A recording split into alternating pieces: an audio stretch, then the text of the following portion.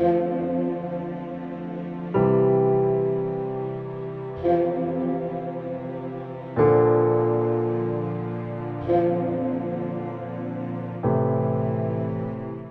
मुक़द्दस में से हमारे लिए आज की तिलावत मुक़द्दस पौलुस रसूल का पहला ख़त कुरिन्थियों के नाम, उसका 12वां बाब 12वीं से 14वीं और फिर 27वीं से 31वीं आयत तक।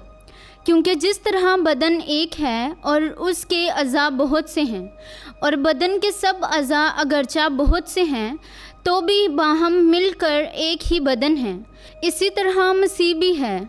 क्या हम, क्या यहूदी, क्या गैर कौम, क्या गुलाम, क्या आज़ाद, सब ने एक ही रूह के वसीले से एक बदन होने के लिए बपतिस्मा पाया, और हम सबको एक ही रूह पिलाया गया, क्योंकि बदन में एक अज़ू नहीं बल्कि बहुत से अज़ा हैं।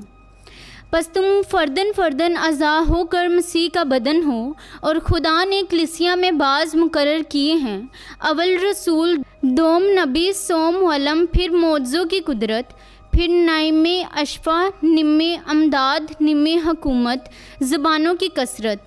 क्या सब मोजज़े दिखा सकते हैं? क्या सबको नेमते अशफ़ा हासिल है? क्या सब तरह तरह की ज़बानें बोलते हैं?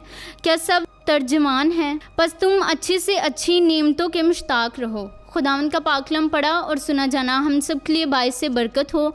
खुदावंद का शुक्र हो।